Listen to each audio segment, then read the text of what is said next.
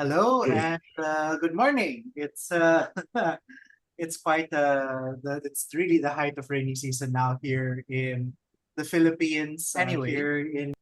As always, thank you very much for joining us bright and early this Tuesday morning for this session of the Agribusiness and Countryside Development Foundation. All the people that make the Agribusiness and Countryside Development Foundation possible, to all of our members, our special partner institutions, senior special partner institutions, corporate members, and individual members, all of whom without the foundation could not be here today. The Agribusiness and Countryside Development Foundation is in partnership with the Management Association of the Philippines, and it is through your support and generosity that we are able to bring you our sessions every 2 weeks. If you're joining us this morning, welcome. We've got quite an interesting, if not necessarily new, but somewhat underrated technology to talk about regarding composting. If you are within the field of composting and waste management, we hope that today's session brings you a lot of value. If you're joining us this morning, welcome. Good morning. Thank you for joining us. We hope it is less rainy and gray where you're calling from. If you're joining us through our social media uploads 2 weeks later, welcome, whatever time, whatever place in the world you are tuning in from. If today's session brings you any value, if you'd like to share your stories as well, or you have questions for the foundation or for our speaker this morning, do leave us a comment below. And if you believe that if we brought you enough value today that you'd like to donate to the foundation and support our cause, please do so. Our links are in the description. We'd be very happy to get to know you. All right, so without further ado, may I please invite the chair of the foundation, Mr. Ernesto Ordonez, to introduce himself. Well, I'm totally excited, Julius, about introducing our speaker. I admire him not only of his brilliance as an inventor, but his commitment to help the poor, going to different places in the country, giving services often for free, etc. Well, of course, he's Ramon Uy. He's, of course, the head of the RU Foundry and Agri Machine Shop group. And basically, what I admire about him, other than his commitment to the poor, etc., is that he has the knack of turning adversity into an opportunity. For example, after the financial crisis, instead of doing regular work, he went into inventing machines. And of course, some things that we will see here would be part of that. And it's very important, composting. But let me read a few things about him, about his awards, for example. He won the Alfred Yap Innovation Award and the DOST, Department of Science and Technology, Outstanding Utility Model Award. He has been in leadership roles all over, chair of the Ecological and Agricultural Development Foundation, past president of the Organic Producer and Retailer Association, and so many other things. But as we start, I'd like to state what he'll do. First of all, he gives his phone number, so around the world you can call him. After which, I want to do what we do. We want a personal relationship with him. So he'll tell us for 5 to 10 minutes about how we got into it. So we will not only know about his messenger, we'll know about the messenger, how we got into it, because we want a personal relationship with him, and we have been working with him. As a matter of fact, he's an active member of this foundation. And then after that, he'll give his talk. But in the talk, we'd like him to tell us, listening from all over the world, how we could actually not only use what he has and learn from him, but how we can spread his mission. How can we spread his technology? On that note, then, Ramon Uy, I'm totally honored. My friends are in total admiration for all you're doing for our country. And so please give us first phone number, second 5 10 minutes. How did you get into this, and why? What makes you passionate about it? So we know about you as a person. And then finally tell us how we can help your mission. So can we start the phone number, then your personal life for 5 or 10 minutes? Ramon, the floor is yours. Yeah, my cell number is 0917 300 2283. But if you don't mind, I'll just repeat it for those who have friends. 091 0917-300-2283. Please proceed, Yes. Raman. Tell us about your life, okay? Well, I'm already 80 years old, coming September. I started my business a long time ago. If you have time, you could go over it. No? Anyway, I started my business in tailoring business. Then I shifted to fabrication. That is the Pandayan business that I went into. I used to supply cane spare parts for the sugar mills. Then in 1995, I expanded my foundry and I borrowed a lot of money and I was hit in 1997 by the Asian crisis. So I pulled up. I really gone bankrupt in 2000. Fortunately, I was able to develop this shredding machine, which brought me where I am today. No? During 2001, there was a crisis in Payatas, wherein 300 children uh, they were hit by the garbage. So I think 300 children died in that area. Immediately, President Gloria Macapagal Arroyo signed 9003, wherein our shredder issues fall to that day. We were invited by then MMDA Chairman Abalos to have a demonstration in Las Piñas. Out of around 5 or 6 manufacturers, after 6 months, we were the only one running. So immediately he ordered 20 units from us. That's how I started to recover because of this shredder. Then we start to manufacture shredder. Then we went into business with the Department of Agriculture, wherein Secretariat then uh, accepted the technology. And up to now, we're still delivering shredders all over the Philippines. And that's wherein composting also play a role in terms of our production because I know everybody will know about it that we are spending around 15 billion pesos of or fertilizer buying from abroad.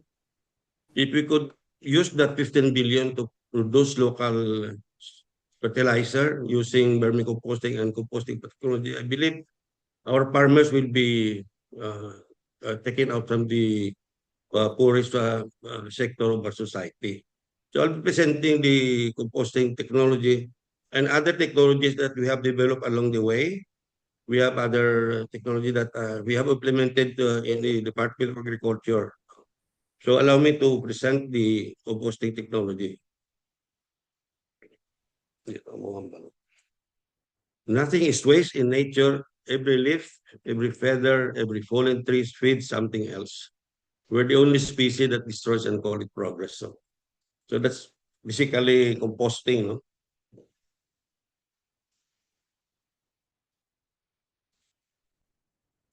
Of course, composting is a natural process of breaking down organic waste and added biodegradable material into a rich soil-like substance called compost. This decomposition process is carried on by microorganisms, fungi, worms, and other decomposers in the presence of or without the presence of oxygen. We have this aerobic composting process involved decomposing organic waste using oxygen-loving microbes. And of course, an aerobic decomposition occurs without or limited oxygen. Of course, the vermicomposting is using worms to decompose organic matter.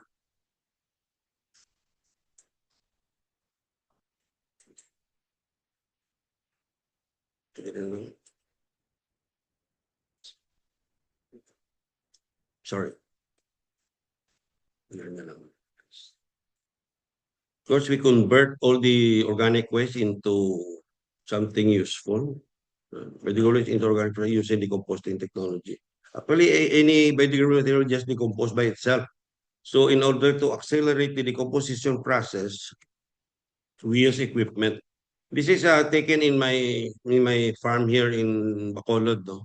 We gather all our waste. You will notice all the waste are different kinds. We have the from mango, from coconut, all the waste are being shredded. Allow me to show you the shredding procedure.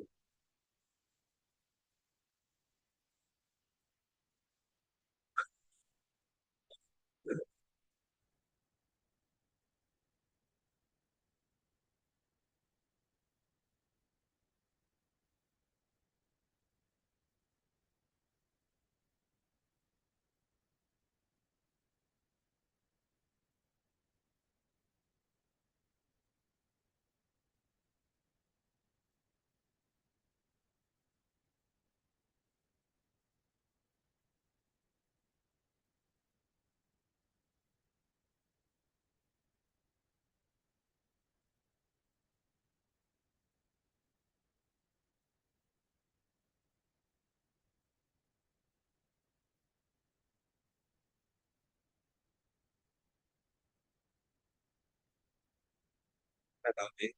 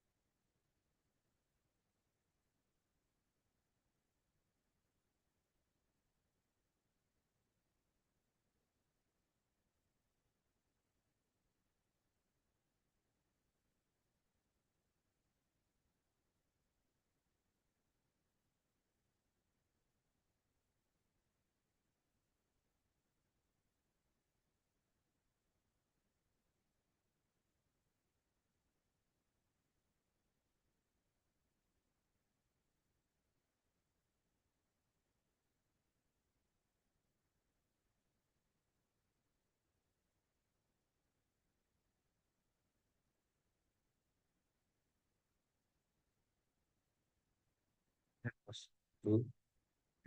Okay. Ilog ako. Yun. So the procedure would be gather the market and farm waste, no? And shred it and make a windrow out of it.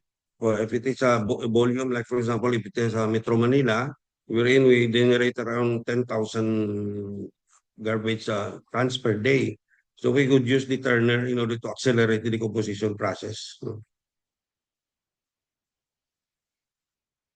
So we shred it, of course. Then we use the turner. This is the turner. You turn it every other day. No? Then, if you want to improve the quality of the compost, you feed it to the worms, and you will have vermicast, which is the first class fertilizer, second to none, organic fertilizer. Of course, with packaging and so on. This is a yard and garden waste. If you have a small yard or a small garden, you could use the small shredder.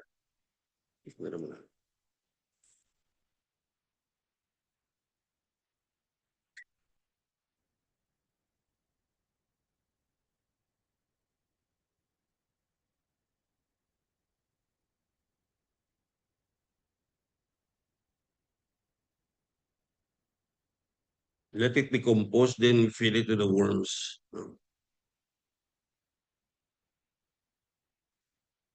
This one, we immediately put it into a composter. The capacity of the composter is 100 kilos, 800 kilos.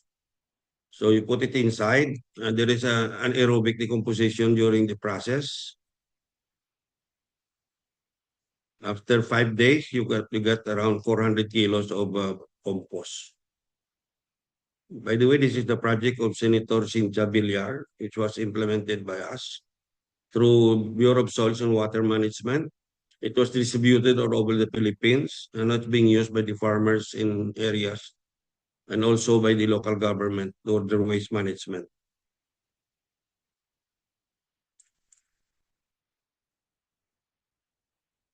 So it will turn at a very low speed. For 5 days, it will turn into a compost already.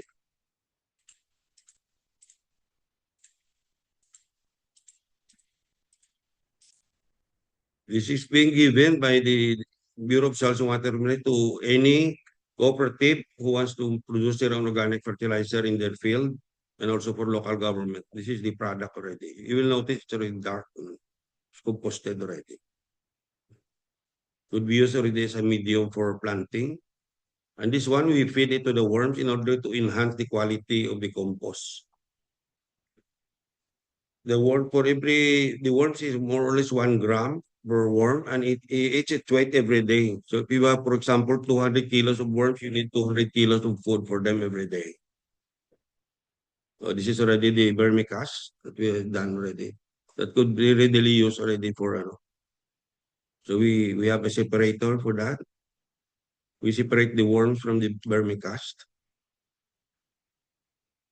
Very, very simple process, no? Any farmer or anybody could really follow this kind of technology. So that's the vermicast already. So being used in we plant it with with our eggplant, lettuce, pizza, and we use it also for our cacao, medium, using for cacao, planting cacao. So initially, of course, you gather the waste, you shred it. As I mentioned, that's it. You could use the vermicast in rice, sugarcane, corn, or any cacao or lettuce or herb. So, as a matter of fact, I have a farm here, and we use this 100% vermicast. We started last month, 1 ton per hectare, and we have already doing second dose this month. We will see if the production of this rice is equal to the one that being used by the chemical. Actually, our farm in Bago City is surrounded by chemically grown rice. So we want to prove to them that if you use vermicast or vermicomposting compost, you'll be able to match the production of on a per hectare basis. And other than that, your cost will be lower because you will be producing your own organic fertilizer. Of course, advantages of composting is you reduce waste in landfill, help combat climate change, reduce the need for chemical products, improve soil quality, and cost effective. Reduces waste in landfill because 50% of our waste being thrown in the landfills are biodegradable. When you imagine if you have 10,000 tons of waste in Metro Manila alone, and you use that 5,000 would be compostable. So you have more or less, assuming that you only produce 30% of that, you have around 15 tons of vermicast every day. Actually, there was a long time ago, during the time of President Arroyo, there was a Japanese in Pampanga wherein he gathers the waste of 1 pounder and he put it in a lahar area. And after 6 months, he was able to recover, the Rahal area was able to recover. And he was able to plant sugarcane in that area. So I think he put around 5 tons of market waste for every hectare. And it was in 6 months, it was able to recover already.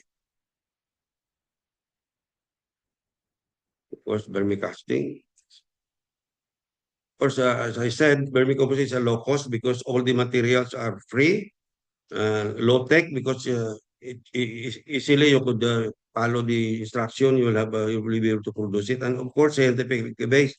There are a lot of studies already being done all over the world that vermicast is superior to all of the all the organic fertilizer. It is more superior than the chemicals that were being used here in the Philippines. So we call it low cost, low tech, and scientifically based. By the way, the worms is 1 kilo of worms. After 6 months, it becomes 30 kilos. Because they are hermaphrodites and they mate, both of them get pregnant and they produce a lot of babies because they are Catholics. So I'm just kidding. So this is the process.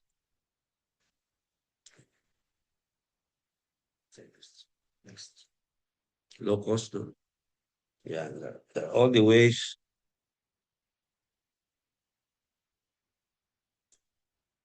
We have this study long time ago in 2001, conducted by Lina Villegas, comparing chemicals with vermicast. And we were able to hit almost the same production in terms of eggplant, sitaw, and other cabbage and other vegetables.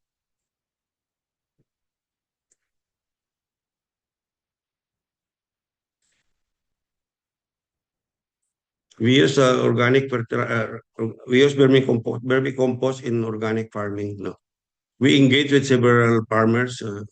We provide them with a 15,000 cash assistance without interest and 40 sacks of vermicasts. Of course, we provide seeds, and we buy back from them at 20 pesos per kilo if it is white, 21 if it is red, and 22 pesos if it is black.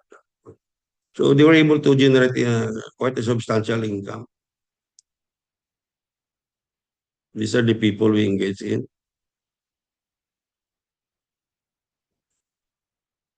This is the product that we have. We have this analysis also cost of production. Investment, for example, a total investment was 800,000. You're able to recover in a year, more or less in a year. You only use it for 2 hours a day, but if you use it 3 hours, you recover it earlier. Of course, we have other development. We have, of course, the composting facility. This is a Turner. Is a new product that we have. Harvester, and we have the corticating machine, ideal for cocoa powder. We have also the complete technology for coconut industry. Of course, we have this glass pulverizer wherein broken glasses could be processed into papers. We have a solid plastic shredder. By the way, we are already experimenting now of extracting oil from plastic. We have a rock crusher, another product. We have also solar powered irrigation system. It's I presented before. These are the areas we presented. We make still running up to now. We have this agricultural tram line wherein you put up a cable car from one mountain to another. Before the farmers it took them 2 hours to bring the produce from one side of the mountain to the others. But with this technology, it takes them only less than 5 minutes. They're already on the other side. Because we have the sugarcane user. We're able to develop this because one farmer complained that he has only 1 hectare of sugarcane, and every time he goes to the sugar mills, he's not being given attention. So I said, why don't we design something community-based? This is community-based. Actually, this capacity is around 600 to 800 kilos per hour. So ideal for small community. And of course, the wives could make use of it. In the morning, they bring the cane and juice it and bring it to their house and cook it. And while they're doing household chores, they're already cooking muscovado sugar. So this is the muscovado sugar that we're producing. We also have the design oil distiller when extract, of course, lemongrass and citronella oil. And also we're able to develop botanical insecticide, ideal for dengue. And our recent development is this classification technology wherein use rice hull to extract gas to run a generator. Actually, this thing was developed because one guy, Joel Catalbas, every now and then there are OJTs in my shop, the OJTs from technical school, and after they were able to finish, I have a pep talk with them, and I told them, anybody of you here who must have an idea, who does not have any capital, and you want to develop this idea, we're willing to fund it. No? So after 4 months, the lady who attended a mechanical engineer, a lady who attended the OJT here, called me up and said, "Sir, my boyfriend has a gasification technology." So I'm familiar with gasification technology. So where is it? I said, "Yeah, it's in their house." So we went to their house, but together with my people in our shop. And I mean the way he make it is very very bad looking, no? Very bad. If you see it, you will not be able, but it is running and it is extracting gas. So immediately we partnered, and this is one of our creation. We're able already to develop 10 kilowatt. This 10 kilowatt in the morning, it will run the rice mill to create the fuel for the next day. Then after that, you run the pandayan ng bayan, a small shop. Then in the evening, you could light 400 houses at 20 watts per house. So this is ideal for rural areas wherein there is no electricity. It's mentioned yesterday by the president that there are certain areas in the Philippines that lack electricity. With this, you could use also coconut shell and other biodegradable materials to extract gas. This is the process. And now we are already developing 50 kilowatt, which I'm going to use in my shop. So I don't have to use any more power from the grid, no? Of course, this is the one I'm talking about, Pandayan ng Bayan. I started my business long time ago with this. I'm quite passionate about this technology because Pandayan ng Bayan should be a community-based industry which will be set up in the rural areas wherein the government had given a lot of equipment in the rural areas wherein it breaks down.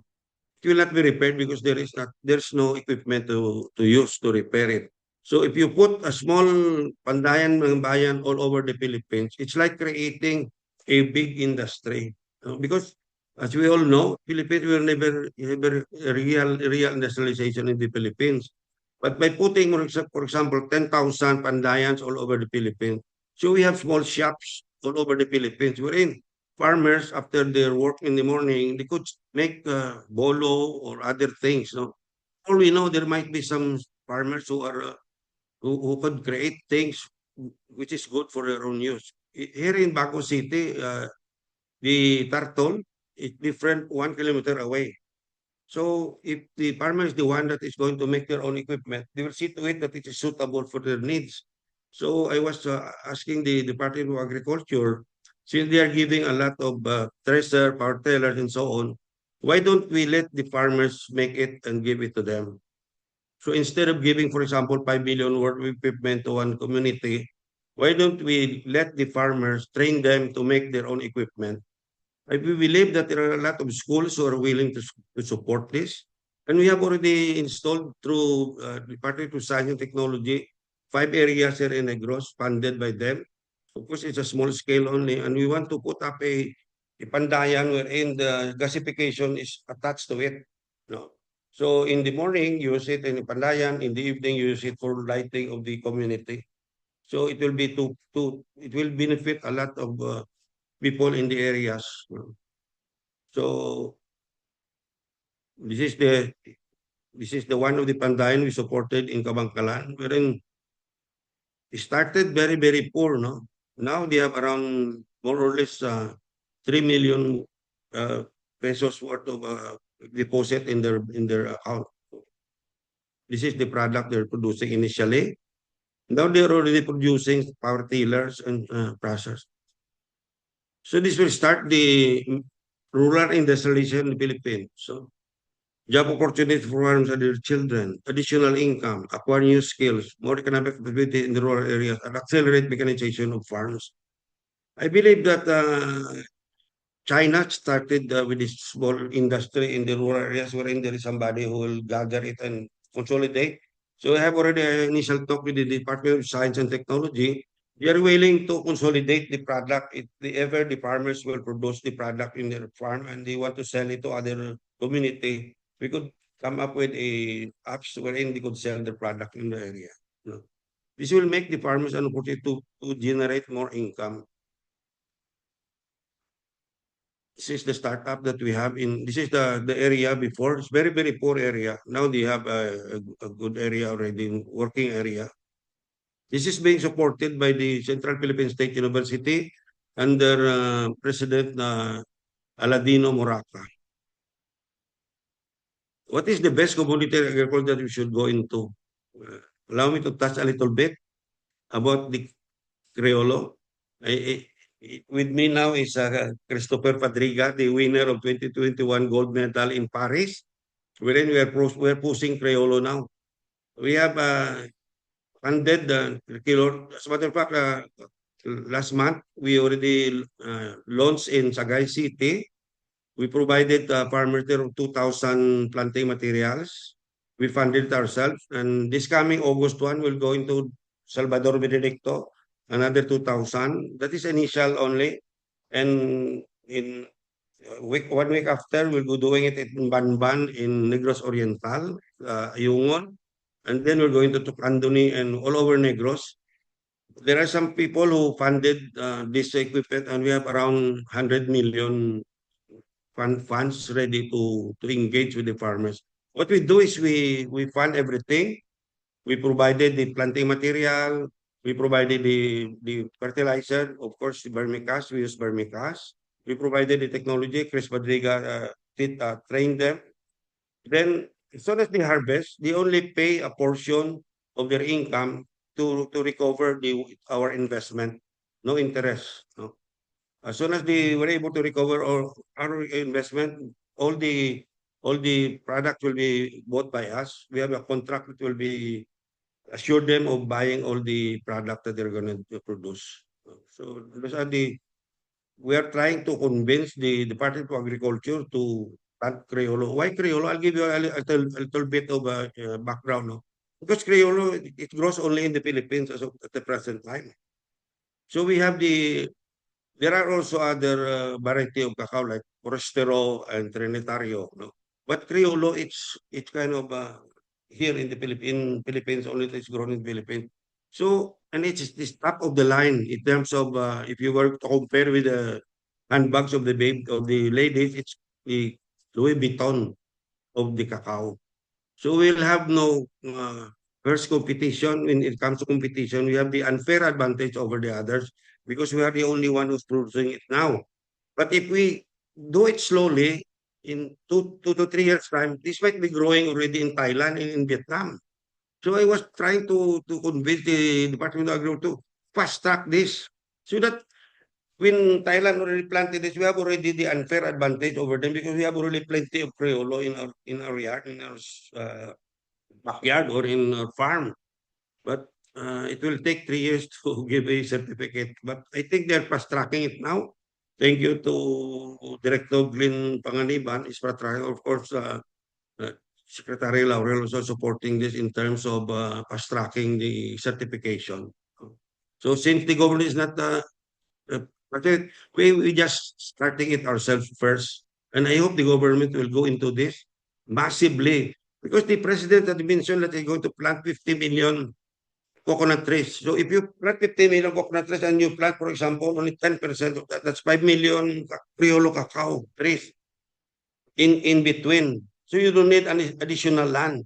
You could use the coconut area to plant in between the coconut Criollo cacao. And Criollo cacao fits at a high price. The other day, Chris Madriga called up a friend in Stephen Debris in US and he was asking for the price of Criollo beans. It's around $24 per kilo. Whereas Forastero, I think, is around $9 to $10. So it's more than double the price of Criollo. So we should fast track this is our heirloom. If we don't do this, my God, in 3 to 4 years' time, it will grow in Vietnam already. And in Thailand, it will be left behind again. So this is Chris Padriga, the winner of gold medal in Cocoa Excellence Award in Paris, France. This is we set up already several nurseries here in Negros. Chris have 2 nurseries. I have 3 nurseries, and we set up one in Cavite now, in Amadeo, 1 nursery. We're planning to put up several nurseries all over the Philippines. So you don't have to bring the planting materials from Bacolod to other places. So that's what we're doing now, and we're engaging with several farmers group already. Allow me to show you the award of Chris Padriga. Christopher Padringa. And to present the award, we will hear from Dr. Darren Suka, member of the Technical Committee of Cocoa of Excellence, and from the Cocoa Research Institute of the University of West Indies in Trinidad.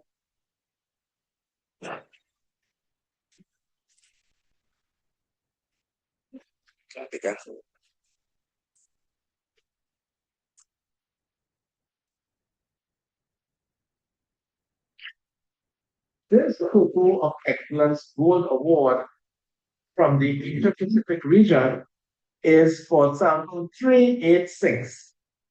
It comes from the Philippines, and this sample was produced by Mr. Christopher Fadriga and was a very delicate but complex sample. At the start, the sample color was a light shade of brown and had a delicate, nutty, and very mild fruit aroma. It was so very smooth on tasting, with very low bitterness and astringency, mild fruit acidity, and a dominant nutty and creamy flavor note that was reminiscent of Criollo cocos that were present throughout the taste experience.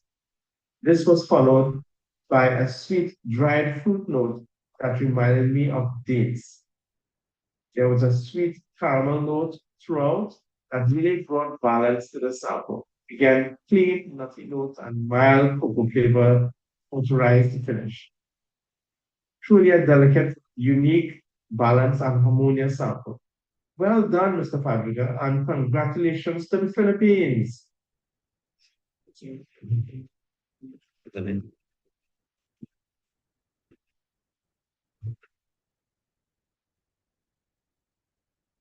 Thank you, Darren. Congratulations to Christopher and All the goes.